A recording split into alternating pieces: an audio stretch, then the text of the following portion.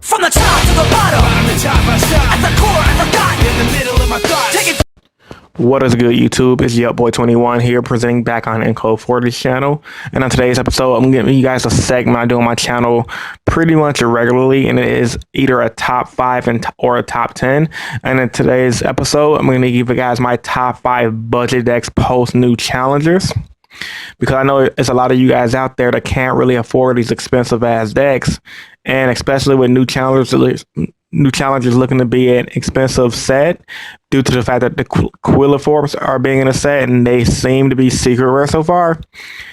That is looking for to be an expensive set to pick up. So for you guys that are on a budget and don't have a lot of funds, don't worry, because I got some good decks for you guys coming up.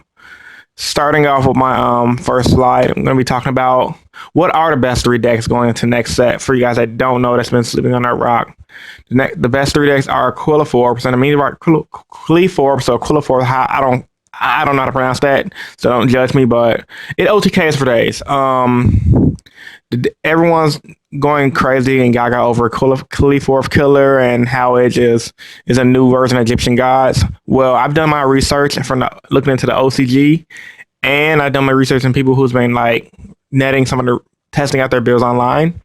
The deck just OTKs, and once they set up their pendulum scale and they search up their hand, you're getting OTK. So it's pretty much an OTK deck, and it's really consistent. And as you guys already know, Shadows is going to the next format. Shadows is a big control deck. Window slows us down, and Construct beat us down. And Burning Abyss just gains advantage all day. It runs the best traps in the game, which are the traps that require cost. So with that being said, I'm going to start off my top 5 list. So let's begin, guys. So yeah, number 5, Black Wings. I got Black Wings at number 5 because, for one, Black Wings are the weaker out of these decks. But the reason why Black Wings made this top 5 is their new card they received. I forgot what set it came in, called Black Sonic. And for you guys that don't know, Black Sonic is pretty much the prison version of Mirror Force. And it says, when you have a face-up Blackwing monster on the field and they attack you, banish all of their monsters. Now, Quilliforms are a pendulum-based deck, so normal traps like Mirror Force and Tribute, while it is effective against the deck, is not very effective because they all go back to the pendulum zone. I mean, not the pendulum zone, I'm sorry, to the extra deck, and then your opponent can pendulum summon them again on the following turn.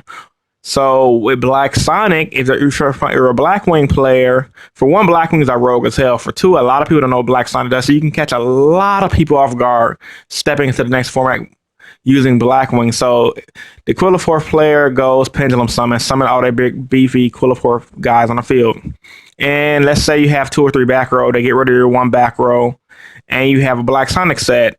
Or hell, if you have 3 or more Black Wings on the field, you don't even need Black Sonic set, because it has a second effect of if you attack Blackwing monster or you have 3 on the field, you can activate it from your hand. So if they attack your Blackwing monsters, banishes all their monsters, they lose their momentum because now they're low on resources. All their guys just got banished, and they're gonna have to try to hope you don't break their pendulum scale the following turn, which 9 times out of 10 will happen because Black Wings were an Icarus attack. So when they set up their scale, Icarus attacks, tribute a Blackwing monster, pop both of the pendulum scales.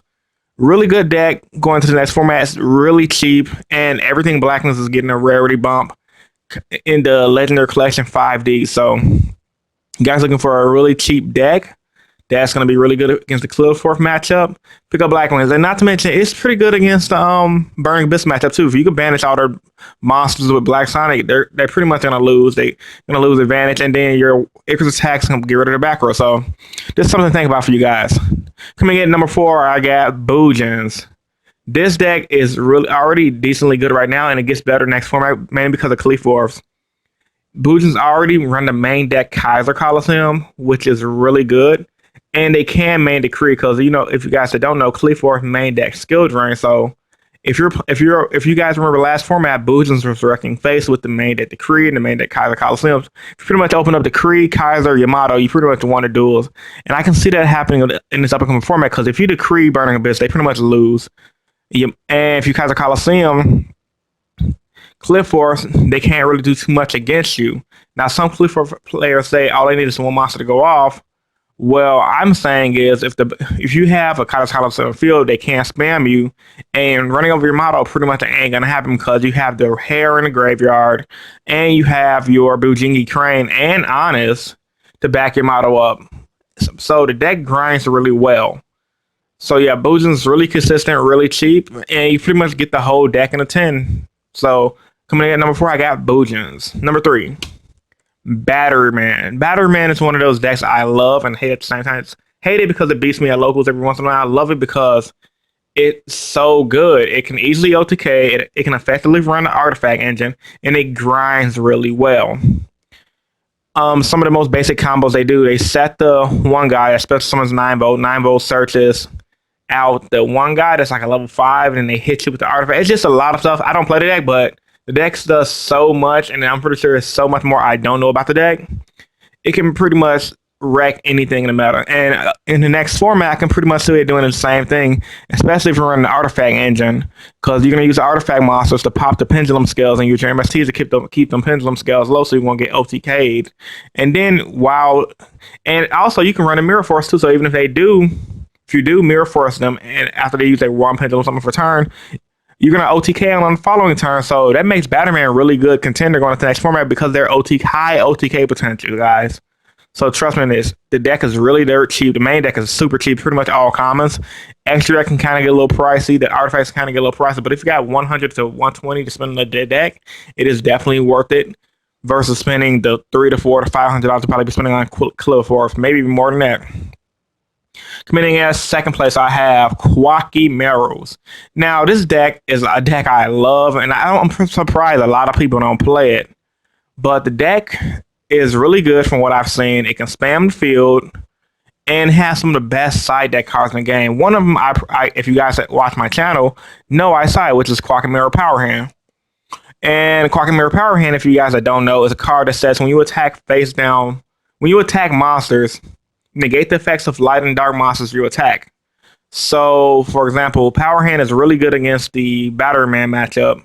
It's really good against the Shadow matchup, which is why Kwakye is on my number 2 list, because Power Hands will be negating all their face down. So if they don't have since the Shadow Games flipping their monsters up, and hell, even if they do have a Shadow Game, they gotta hope you don't have a Chalice. So Power Hands is gonna wreck face and it's gonna stay on the field. And Kwakye Drago is really good for the Cleaforth matchup because you have Drago on the field.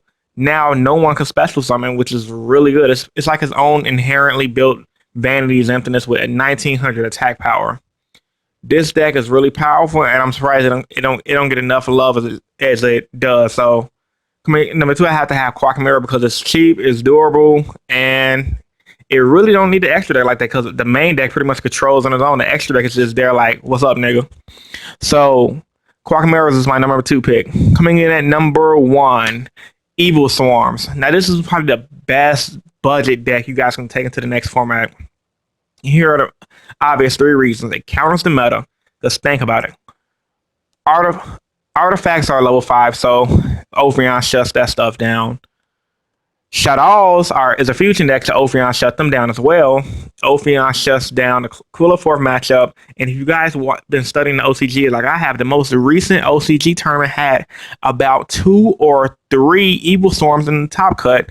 No Cliff decks was found, which I found pretty odd. So that just goes to show you how powerful Evil Swarm is. Now, granted, they do have Rabbit at 3 in the OCG, but with us having Rotor at 3 in the TCG, you can make Ophion fairly consistently, setting up 2 to 3 back row. And you know, Ophion already searches out one of your back row, which is a card that's going to protect you from the random Raigeki. So it searches the defense, and it's pretty much consistent at what it does.